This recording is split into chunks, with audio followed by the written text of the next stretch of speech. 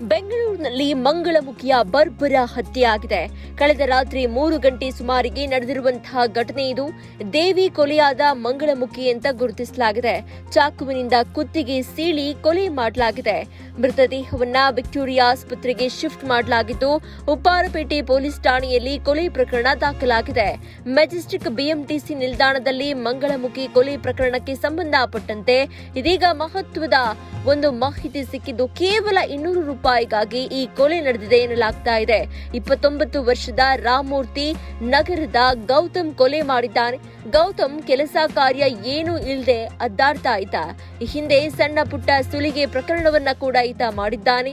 ನಿನ್ನೆ ರಾತ್ರಿ ಸಹ ಅದೇ ರೀತಿ ಮೆಜೆಸ್ಟಿಕ್ಗೆ ಬಂದಿದ್ದಾನೆ. ಕೊಲೆಯಾದ ದೇವಿಯ ಬಳಿ 200 ರೂಪಾಯಿ ಹಣ ಕೇಳಿದ್ದಾನೆ.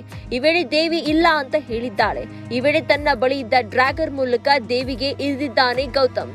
ಸದ್ಯ ಉಪ್ಪಾರಪೇಟೆ ಪೊಲೀಸರು ಆರೋಪಿಯನ್ನ ಅರೆಸ್ಟ್ ಮಾಡಿದ್ದು, ಆತನನ್ನ ಹೆಚ್ಚಿನ ವಿಚಾರಣೆಗೆ ಒಳಪಡಿಸಿದ್ದಾರೆ. ದೇವಿ ಮೂಲತಃ ಹುಬ್ಬಳ್ಳಿಯವಳಾಗಿದ್ದು, ಇತ್ತೀಚೆಗೆ ಬೆಂಗಳೂರಿಗೆ ತನ್ನ ಸ್ನೇಹಿತೆ ನಕ್ಷತ್ರ ಜೊತೆಗೆ ಬಂದಿದ್ಲು. ಬೆಂಗಳೂರಿನ ಸುಂಕದಕಟ್ಟೆ ಬಳಿ ಬಾಡಿಗೆ ಮನೆಯನ್ನ ಮಾಡಿಕೊಂಡು ಇಬ್ರು ಕೂಡ ಜೀವನವನ್ನು ನಡೆಸ್ತಾ ಇದ್ರು. ನಿನ್ನೆ ರಾತ್ರಿ ಊಟ ಮಾಡಲು ಮೆಜೆಸ್ಟಿಕ್ ನಿಂದ ಬಂದಿದ್ದಂತಹ ದೇವಿ ಹಾಗೂ ನಕ್ಷತ್ರಗೆ ಈತ ಯಮವಾಗ್ಬಿಟ್ಟಿದ್ದಾನೆ. ನಕ್ಷತ್ರ ತಪ್ಪಿಸಿಕೊಂಡು ಹೋಗಿದ್ದು, ದೇವಿಗೆ ಈತ ಚಾಕುವನ್ನ ಇರಿದು ಕೊಲೆ ಮಾಡಿದ್ದಾನೆ.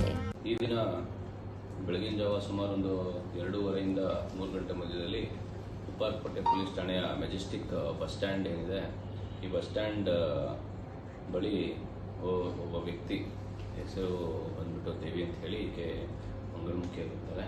ಇವರನ್ನ ಯಾರೋ ಅಪರಿಚಿತರು ಅಲ್ಲಿ ಏನು ಬಸ್ ಸ್ಟ್ಯಾಂಡಿನ ಹೊರಗಡೆ ಕೊಲೆ ಮಾಡಿ ಅವರು ಅಲ್ಲೇ ಬಿದ್ದು ಸ್ಪೃಢಾಡದೆ ಹಸುನೀಗಿರ್ತಾರೆ ಮತ್ತು ಅಲ್ಲಿಂದ ಪರಾರಿಯಾಗಿರ್ತಾರೆ ಅನ್ನೋ ಮಾಹಿತಿ ಲಭ್ಯ ಆದ ಮೇರೆಗೆ ಪೊಲೀಸ್ ಟೀಮ್ ಏನಿದೆ ಅಲ್ಲಿ ಹೋಗಿ ವಿಚಾರ ಮಾಡಲಾಗಿ ಮತ್ತು ತನಿಖೆ ಮಾಡಲಾಗಿ ಒಬ್ಬ ವ್ಯಕ್ತಿ ಒಂದು ಡಿಯೋ ಬೈಕಲ್ಲಿ ಬಂದು ಈ ಏನು ಮೃತಪಟ್ಟಿರುವಂಥ ವ್ಯಕ್ತಿಯ ಮೇಲೆ ಹಲ್ಲೆ ಮಾಡಿ ಅಲ್ಲಿಂದ ಪರಾರಿಯಾಗಿದ್ದು ನಮಗೆ ಗೊತ್ತಾಗುತ್ತೆ.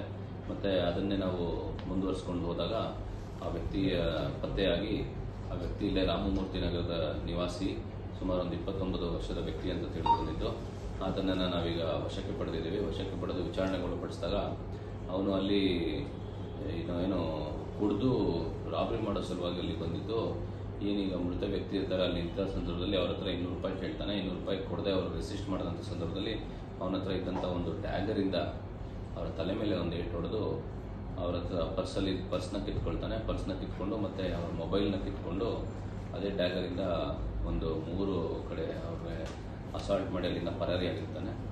ಈಗ ಏನು ಮೃತಪಟ್ಟಂಥ ವ್ಯಕ್ತಿಯ ಸ್ನೇಹಿತರೊಬ್ಬರು ಅಲ್ಲಿರ್ತಾರೆ. ಬಟ್ ಅವರು ಇದನ್ನ ಏನು ಕಣ್ಣಲ್ಲಿ ನೋಡಿಲ್ಲ. ಬಟ್ ಈ ಥರ ಈಗ ಬಂದಿದ್ವಿ ಅಂತ ಹೇಳಿದ ಆಧಾರದ ಮೇಲೆ ಅವರಿಂದ ಒಂದು ಕಂಪ್ಲೇಂಟ್ನ ತೊಗೊಂಡು FIR ಮಾಡಿ ಉಪ್ಪಾರಪೇಟೆ ಪೊಲೀಸ್ ಠಾಣೆಯಲ್ಲಿ ತನಿಖೆ ಮುಂದುವರೆದಿದೆ.